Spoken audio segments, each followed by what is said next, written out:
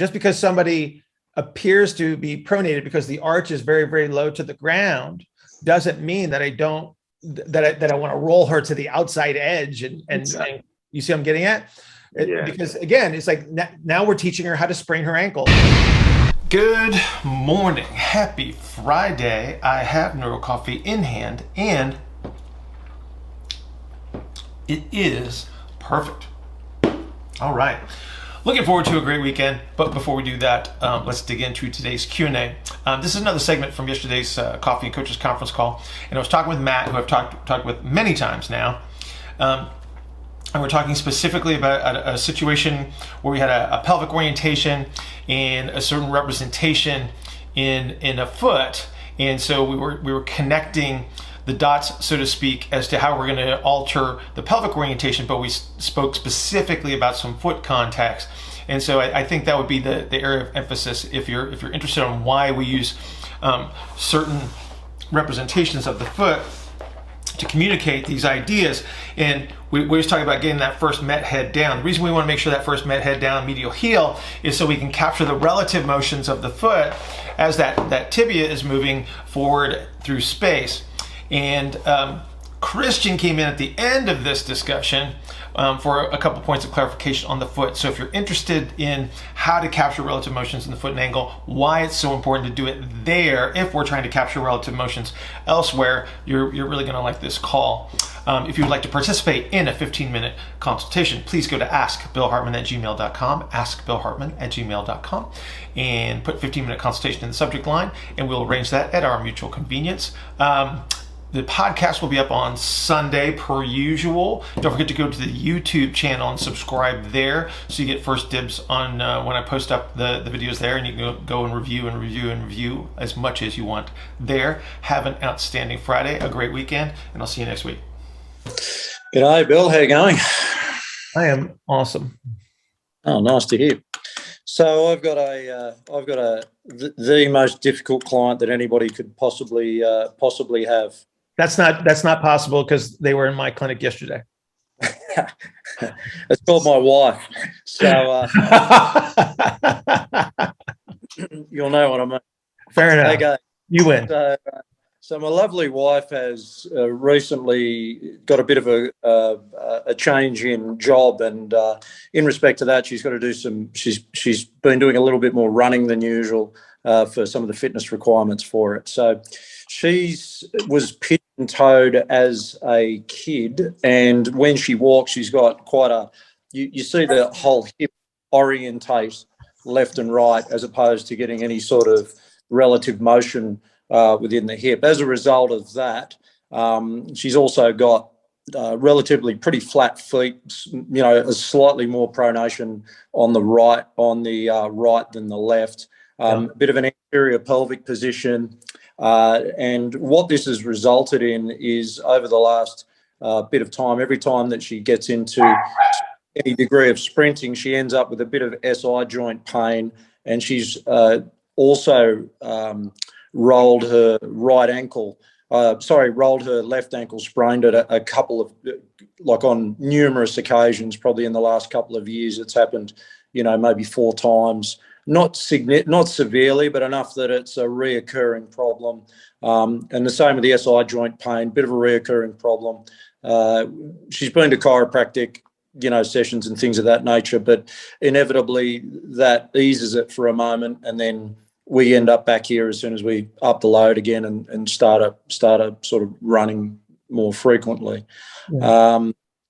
So where to go from here? I've got some suspicions about, obviously restoring relative motion within the hips, trying to improve that anterior pelvic position.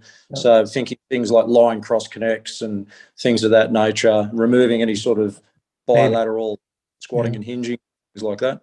Well, okay. So Matt, where do you think she is in space right now over her feet? Forward and IRing the hell out of everything on the inside there. So pushing down and in, I'd say fairly internally rotated at the femurs. So she's pushing hard through the middle, and then she's up and over her right foot. Yeah. Description, right? Okay, that's where you're seeing the greater degree of the middle propulsive foot on the right side. So she's over top of it, right? Yeah. Yeah. All right. So is wide or narrow? Slightly wide. Okay. Slightly It's wide. she's going to be biased towards one or the other. So I'm going to just Okay. say wide. Is that cool? If we so we don't give Yeah, degrees. wide. Okay. All right. So it doesn't close when you ask her to close it. Is that fair? Yeah. No, Okay. it doesn't. Okay. So she likes to produce force, and she's running for something. Yeah, she's in the cops, and she's going into the dog handling. So she's got to do requirements. That's all. Yeah, I got you. Okay. So we can make a couple of assumptions. Number one, that her helical axis is going to be a little less vertical, which means that she's going to move on an oblique angle first, right? Yep. Then she's going to get pushed forward. So we know that she's forward because her right foot's telling you so, right? So the first direction you want to go is straight back on the right. Okay. So you got to bring her back a little bit, and then you can start to worry about the turns and such. Okay. Yep. Okay. So that's step one. So, and you get to decide how you bring her back. I mean, there's nothing magical here. You just got to create the delay strategy. I'm assuming that the way she's producing, you say she's got a lot of hip IR. Yeah, a lot of IR. One of these people that can kneel down, okay, and then drop right back. Understood. I know where you're going here. Yeah. Okay. So she's got a lot of spine motion then, right? Yeah. So you're gonna have to be careful as you try to move her backwards, okay? That you're not just getting spine motion, and that you are recapturing some relative motion. Okay. So when you move her back on the right, you're probably not going to use a symmetrical activity to do so. Okay. Yep. Okay. Because if my best guess would be that if you do try to use a symmetrical activity, she's going to try to use her spine as the compensatory strategy. Okay. Yep. So move her back from the right side first, and then start to make her turn in the opposite direction. Yeah. Okay. So real simple. Okay. So in respect to the ankle, what any clue why she might be prone to rolling that? I was trying to figure out why that might be the case. Well, how does she get over her left side?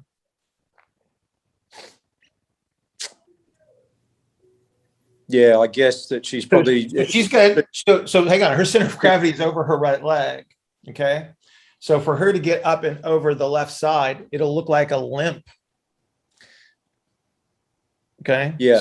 So she's gonna take her thorax and go up and over that hip, and all she has to do is cross over the tipping point, right, off the left side, and there she goes. Right. So she hits a point of no return, and it's gonna roll because she is so pushed forward.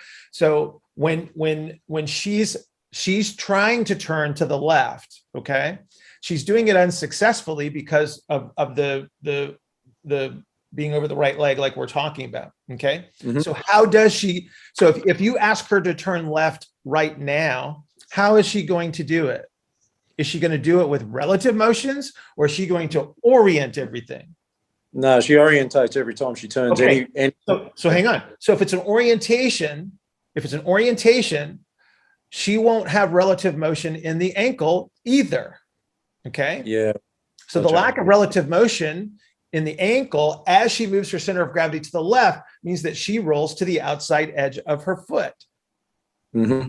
Okay. Yeah. So she doesn't have normal subtalar motion on the left side as she shifts her weight to the left. The orientation takes her over that side. She doesn't maintain first met head medial heel on the ground for IR. She rolls out and over the outside of the foot. And then, like I said, she hits the point of no return, and then it becomes an ankle sprain. Yeah. Got it. So that's why you got to bring her back first, and then create the turn. But as you create the turn, you have to create, hang on, let me go on the foot. You have to create that motion. Okay. Yeah. Because what she's going to try to do is she's going to try to roll the whole ankle to the outside edge. Okay. Okay. Yep. Yep. So she's going to have maybe some difficulty in maintaining that foot position on the ground. We'll have to pay particular attention to that when she's executing those movements, because otherwise she's just going to orientate the whole thing. So I would argue, Matt, that if you don't spend enough time on her understanding how her feet are in contact with the ground, you will, number one, you won't get the change that you want. Yeah. Right. And then you will, if you ignore it, you will just continue to perpetuate the same problems. Okay. I think her feet are probably very important in this circumstance. Not that they're not always important. I'm just saying that you're going to have to teach her how to turn through her feet. Okay. Okay. Yep. Yep. Yep. All right. Very good. Very good. Thanks, Bill. You're welcome, sir. Cameron. So even with pronated feet, you want to make sure that you maintain the medial calcaneus and the first metatarsal head, and throughout, to make sure it's not reorienting. So yes, because so here's the thing. What drives the arch down? What drives what? What drives the arch down? The arcs down. Force into the middle, internal rotation. Yeah. How many different ways can you do that? You can do it through the connective tissues or through the joints, or many different ways. Well, I mean, so if I lock the subtalar joint, okay.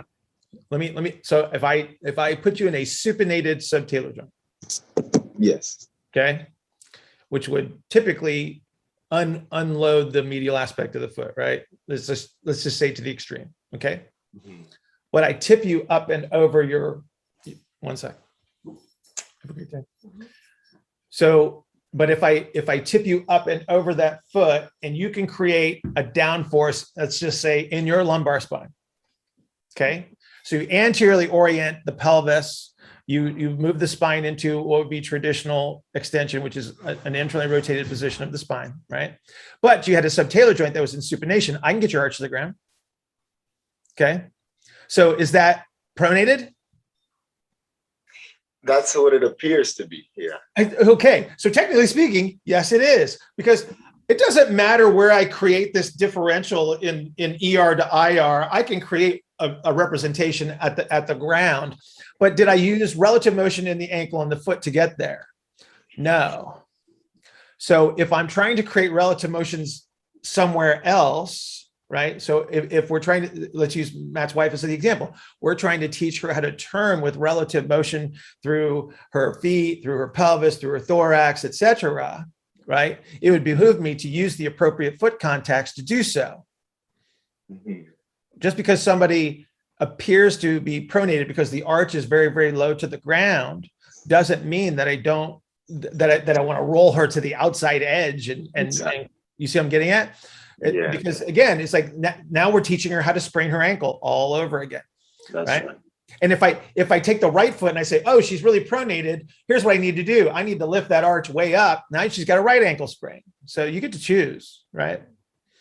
So we always want to make sure that we're reinforcing the foot contacts, because that's your first contact, is with the ground.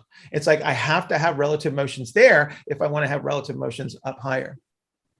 And would there be a situation where we want a lateral heel contact?